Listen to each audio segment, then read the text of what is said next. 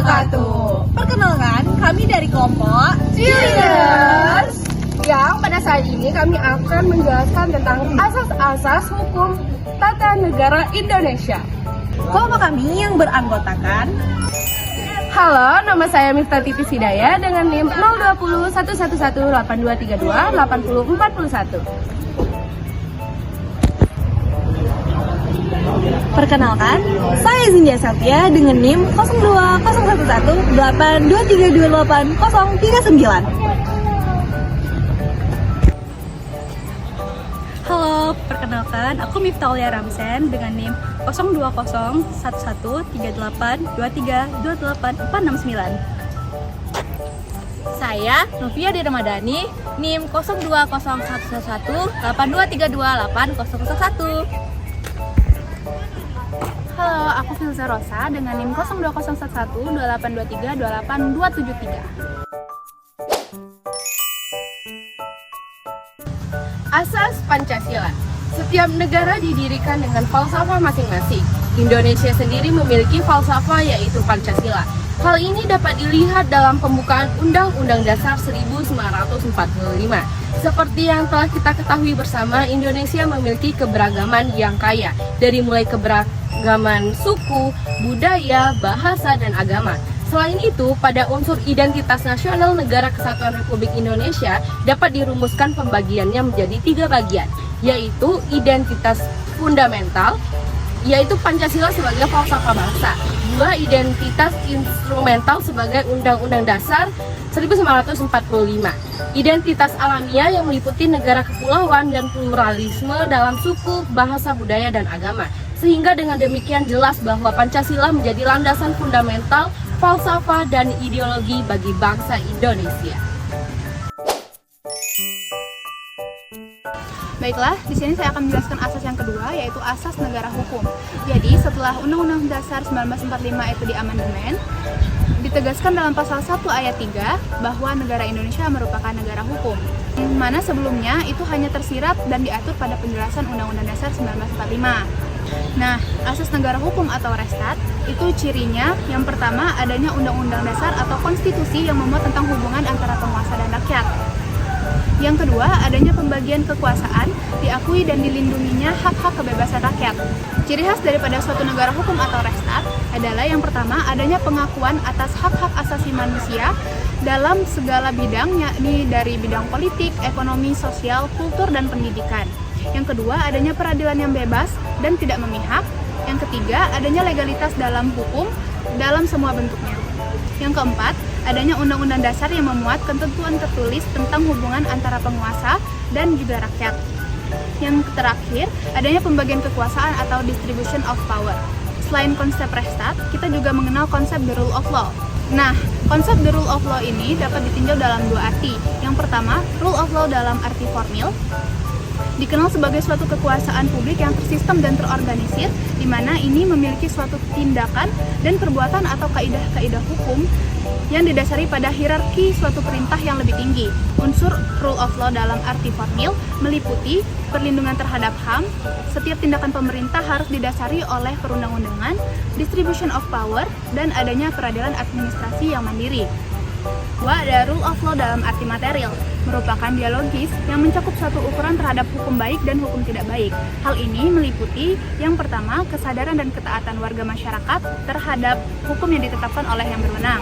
Yang kedua, negara memiliki kewajiban untuk menjamin tercapainya keadilan sosial dan kebebasan terhadap martabat manusia. Yang ketiga, adanya peradilan yang bebas dari intervensi ataupun kekuatan manapun. Dan yang terakhir, adanya tata cara yang jelas dalam proses mendapatkan keadilan. Baiklah, saya akan menjelaskan asas yang ketiga, yaitu asas kedaulatan rakyat dan demokrasi. Prinsip kedaulatan ialah suatu persatuan dan kesatuan yang tertuang dalam suatu implementasi dalam partisipasi berbangsa dan bernegara. Kedaulatan ialah suatu kekuasaan tertinggi yang berada di dalam suatu daerah ataupun wilayah. Oleh karena itu, kedaulatan rakyat ialah suatu kekuasaan tertinggi yang berada di tangan rakyat, yang bertujuan agar pemerintah bisa mengambil tindakan ataupun kebijakan sesuai dengan keinginan rakyat dan dipertanggungjawabkan oleh rakyat melalui wakil-wakilnya sesuai dengan hukum. Yang keempat, asas kesatuan. Dalam pasal 1 ayat 1 UUD 1145 menyatakan bahwa negara Indonesia sebagai suatu negara kesatuan yang berbentuk republik. Negara Kesatuan Republik Indonesia dapat menjadi dasar suatu persatuan dan kesatuan di mana saling untuk mengingat akan bangsa Indonesia memiliki keragaman suku, bangsa, agama, budaya serta wilayah sangat luas sesuai dengan semboyannya yaitu Bhinneka Tunggal Ika. Asas kesatuan adalah salah satu upaya dalam mewujudkan masyarakat yang bersatu sehingga tercipta rasa aman tanpa adanya diskriminasi yang berprinsip pada tanggung jawab tugas-tugas pemerintahan tetap berada di tangan pemerintah pusat. Suatu proses pembagian kekuasaan negara itu memiliki tujuan agar terhindarnya dari suatu kesewenang-wenangan kekuasaan oleh oknum penguasa. Menurut teori Montesquieu yang biasa disebut dengan trias politika, di mana suatu kekuasaan itu dibagi menjadi 3, yang ini eksekutif, legislatif, dan yudikatif. Yang berarti itu bahwa kekuasaan dibagi dalam beberapa bagian, tidak dipisahkan yang dapat memungkinkan adanya kerja sama antara bagian-bagian itu yang disebut dengan check and balance. Lalu tujuannya itu agar terhindar dari kebebasan dan hak-hak rakyat dapat terjamin dan tindakan kesewenang-wenangan dari raja itu dapat dihindari. Dengan demikian, Undang-Undang Dasar 1945 tidak mengikuti pemisahan kekuasaan negara seperti yang telah dikemukakan oleh John Locke dan Montesquieu seperti yang dijelaskan oleh rekan saya tadi, dan akan tetapi Undang-Undang Dasar 1945 itu membagi kekuasaan negara dalam lembaga-lembaga tinggi negara dan juga mengatur hubungan timbal balik antara lembaga tinggi negara tersebut.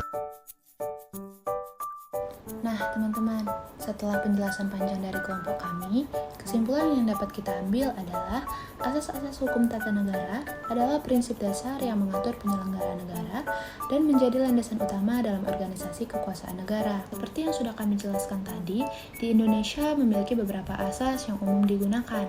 Yang pertama, Indonesia memiliki asas Pancasila, yang kedua ada asas negara hukum, yang ketiga ada asas kedaulatan rakyat dan demokrasi, yang keempat ada asas kesatuan, yang terakhir ada asas pembagian kekuasaan dan check and balances. Asas hukum tata negara juga berfungsi sebagai dasar, pedoman atau prinsip yang menjadi landasan utama dalam penyelenggaraan negara. Nah, di sini saya akan menyebutkan kembali beberapa fungsi dari asas hukum tata negara. Yang pertama yaitu ada untuk mengatur struktur negara, untuk menjamin hak asasi manusia, untuk mengatur pemisahan kekuasaan, untuk menggunakan undang-undang sebagai dasar, dan juga mengintegrasikan Pancasila. Dengan demikian, asas-asas hukum tata negara berfungsi sebagai landasan utama dalam mengatur penyelenggaraan negara, memastikan keadilan, hak asasi manusia, dan stabilitas dari pemerintahan. Sekian penjelasan dari kelompok kami. Mudah-mudahan teman-teman sekalian dapat mengerti dengan penjelasan yang telah kami berikan. Kami akhiri. Wassalamualaikum warahmatullahi wabarakatuh.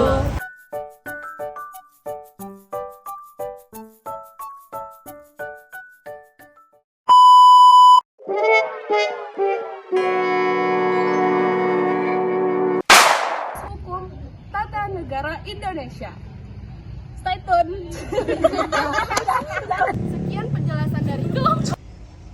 Siapa yang nomor 41? Maju dong. Oh iya. Agaman kekayaan dan bla. Kok Dioni ini? Dalam undang-undang apa sih? Jangan ngebut-ngebut biasa. Untuk Republik, Negara Kesatuan Republik Indonesia dapat menjadi lebih cepatnya, Bos. Yang tertuang dalam implementasi salah tis.